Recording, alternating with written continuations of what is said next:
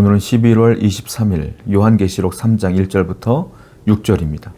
사대교회 사자에게 편지하라. 하나님의 일곱 영과 일곱 별을 가지신 이가 이르시되 내가 네 행위를 아노니 네가 살았다 하는 이름을 가졌으나 죽은 자로다.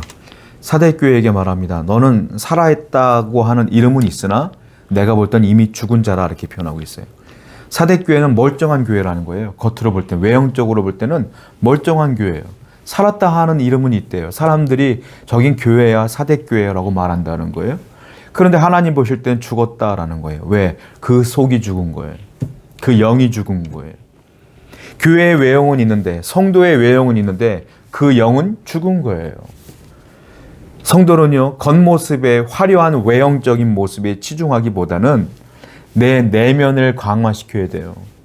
그러니까 무슨 말이냐면 교회가 번듯한 게 사는 게 아니에요. 교회가 좀 초라해도 그 예배, 그 안에 있는 예배가 살아있으면 사는 거예요. 그 안에 말씀이 살아있으면 산 거예요. 그 안에 기도가 살아있으면 산 거예요. 하나님은 그 안에 생명력을 보신다라는 거죠. 성도도 마찬가지예요. 교회도 마찬가지예요. 우리 교회가 살아있는 교회가 되길 원하고 우리 교회 성도님들이 살아있는 진정한 예배자가 되기를 원합니다. 그러한 자가 되기 위하여 늘 기도해야 될 줄로 믿어요. 2절입니다. 너는 일깨어 그 남은 바 죽게 된 것을 굳건하게 하라. 내 하나님 앞에 내 행위와 온전한 것을 찾지 못하였느라.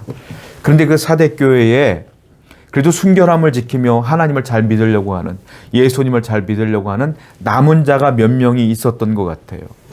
그 남은 자들에게 말합니다. 그 남은 바를 굳건하게 하라. 그 믿음을 잘 지켜라 라고 말하고 있어요. 하나님의 구원 사역은요, 남은 자를 통하여 일하셔요. 항상 보면 죄악 가운데도요, 남은 자가 있었어요. 우리가 알고 있는 것처럼 엘리야가 하나님께 외칠 때 주여 나만 남았습니다 할 때 주님은 뭐라고 말해요? 아니야, 7,000명이나 더 남아 있어.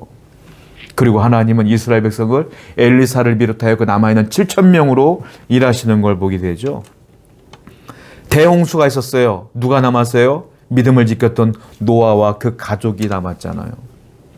세상 모든 사람들이 하나님을 안 믿어요. 한 명이 남았어요. 누구예요? 아브라함이 남았잖아요. 그 남은 아브라함을 통하여 하나님은 일하셨어요. 소돔과 고모라는 다 멸망했어요. 하나님은 그래도 믿음이 있는 자를 남겨놨어요. 누구예요? 롯과 그의 아들, 그의 자녀들을 남겨놓으셨어요. 하나님께서는 항상 남은 자를 통하여 일하시는 것들을 보게 돼요. 저는 여러분들이 세상에 아무리 죄악 가운데 있어도 항상 남은 자가 되길 원해요. 그래서 하나님은 여러분들을 통하여 일하기를 원합니다. 그러한 남은 자가 되기 위해서 늘 신앙의 절개를 지키는 여러분 되기를 축원드립니다. 3절이에요. 그러므로 내가 어떻게 받았으며 어떻게 들었는지 생각하고 지켜 회개하라. 만일 일깨지 아니하면 내가 도둑같이 이르리니 어느 때에 네게 이르는지 네가 알지 못하리라. 네가 회개하지 않으면, 네 생명을 어떻게 잃어버렸는지를 생각하지 않으면 내가 너한테는 도적같이 임할 거야 라고 말하고 있어요. 도둑이 언제 임할지, 언제 우리 집에 들어올지 아무도 모르죠. 그러니까 당하는 거죠. 도둑이 들어왔을 때 얼마나 당황스럽겠어요. 이걸 뭐라고 말하나? 재림이라고 말하는데, 재림의 돌발성을 얘기하는 거예요. 언제 재림하실지 안 가르쳐 준다는 거죠. 그런데요, 중요한 게 있어요. 아무도 몰라요. 저도 모르고 여러분도 모르고 주님이 언제 재림하실지 아무도 모른단 말이에요. 그런데 주님이 언제 오실지 모르지만 주님이 오실 걸 믿는 사람들은 뭐하냐? 준비한다. 어떻게? 말씀 묵상하며 예배하며 거룩해지며 성숙해지며 성령의 열매를 맺어가며 열심을 다하여 준비한다. 그런데 죄에 빠져서 뭐 언제 오시겠어? 라고 했던 사람들은 죄 가운데 빠져 있다가 주님이 재림하시면 어떻게 되겠어요? 놀라겠죠. 준비가 전혀 안 된 상태에서 뭐 하겠어요? 심판을 맞이한다. 그러니까 이 말은 무슨 말이냐면 준비하라 이 말이에요. 여러분들은 준비하셔야 돼요. 이 세상을 살아가는 동안 우리 영혼으로, 우리 마음으로 주님의 재림을 준비하며 거룩하게 살아가시기를 축원드립니다. 4절입니다. 그러나 사대에 그 옷을 더럽히지 아니한 자 몇 명이 내게 있어 흰 옷을 입고 나와 함께 다니리니 그들은 합당한 자인 영고라. 그런데 사대교회 아까 남은 자 얘기했지 않습니까? 남은 자, 즉 흰 옷을 더럽히지 아니한 자들이 있대요.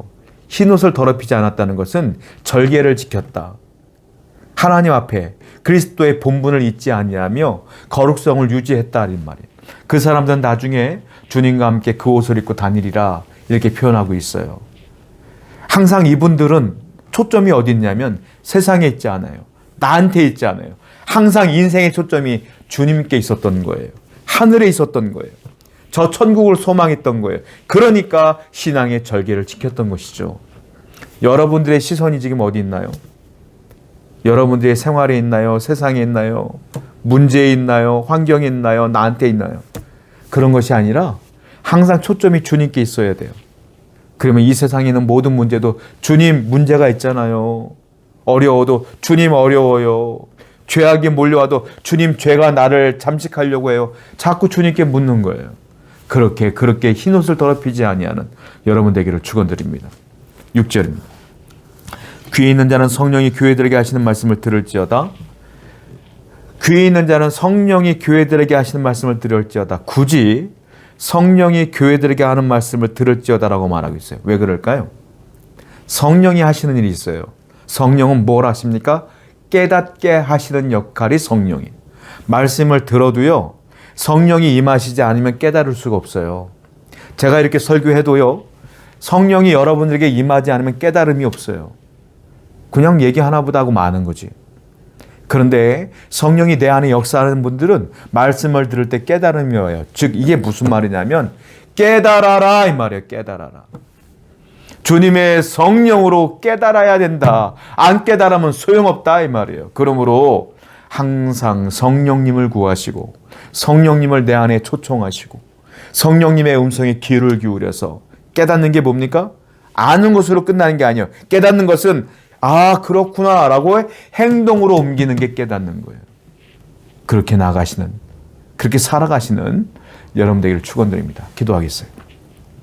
하나님, 항상 우리가 성령을 믿고 따르는 자가 되게 해주시며 죄악을 멀리하는 자가 될 수 있도록 인도하여 주시옵소서. 예수님의 이름으로 기도드렸습니다. 아멘.